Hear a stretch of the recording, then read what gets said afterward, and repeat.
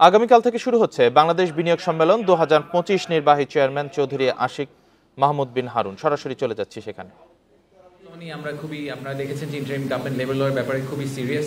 আমরা মনে করি যে এখানে আসলে সরকার, ব্যবসায়ী এবং আমাদের শ্রমিক যারা আছেন সবার মধ্যে কিন্তু একটা ইকুইলিব্রিয়াম কাজ করতে হবে। এটা সবসময় ওয়ান সাইডেড হলে চলবে না।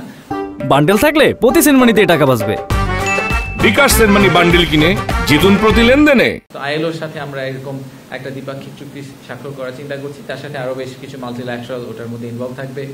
আমরা নাসার সাথে একটা চুক্তি স্বাক্ষর করার কথা চিন্তা করছি স্পেস এক্সপ্লোরেশন নিয়ে, নন মিলিটারি স্পেস এক্সপ্লোরেশন নিয়ে চুক্তি স্বাক্ষর কথা চিন্তা করছি। সেটা নিয়ে আপনাদেরকে আমরা যেদিন চুক্তি স্বাক্ষর করা হবে সেদিন আপনাদেরকে আমরা আরো ডিটেইল জানাতে পারবো। আর ফাইনালি আমি যেটা বলবো যে মিডিয়ার জন্য আমরা যথেষ্ট ভাবেই কেটার করার চেষ্টা করেছি কিভাবে আপনাদেরকে বেস্ট অ্যাক্সেসটা দেওয়া সম্ভব হয়।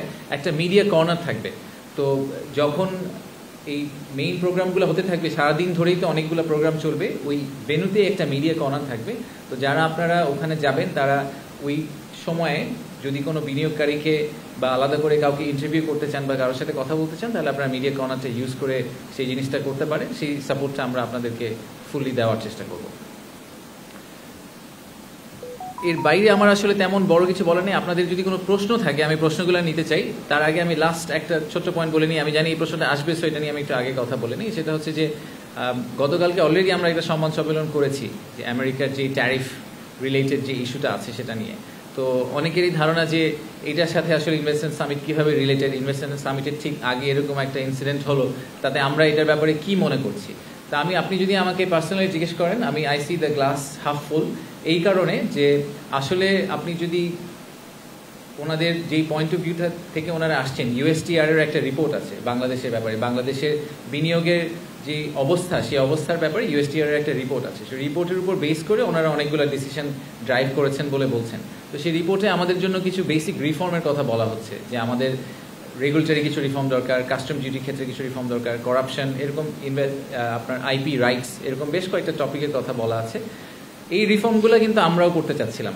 আমরা ইন্টারিম গভর্নমেন্ট হিসেবেও চাচ্ছিলাম যে বাংলাদেশের যে বিনিয়োগ ব্যবস্থা সেখানে একটা মেজর রিফর্ম হোক, যাতে ইনভেস্টরদের জন্য ভবিষ্যতে বাংলাদেশে ব্যবসা করা ইজি হয়।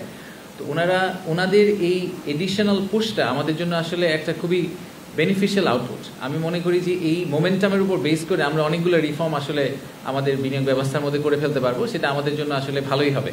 এটার মধ্যে নেগেটিভিটি আমি একদমই কিছু দেখি না। এই অপরচুনিটিকে ইউজ করে আমি মনে করি যে আমাদের আসলে ওভারঅল ইনভেস্টমেন্ট ক্লাইমেটে একটা সিগনিফিক্যান্ট প্রোগ্রেস আনা সম্ভব। আর আমাদের কম্পিটিটর কান্ট্রি যারা আছে তারাও আমাদের সাথে একই বোটের মধ্যে আছে, একই নৌকায় আছে।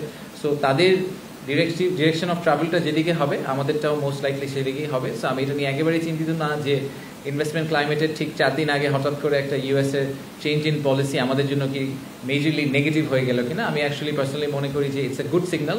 আমরা এটাকে ব্যবহার করে, আমরা এটার অপরচুনিটিটাকে নিয়ে আমরা ভবিষ্যতে আরো বেটার ইনভেস্টমেন্ট ক্লাইমেট তৈরি করার চেষ্টা করবো বাংলাদেশে। ধন্যবাদ। আপনার প্রশ্ন করার আগে আপনাদের প্রতিষ্ঠানের নামটা একটু বলবেন।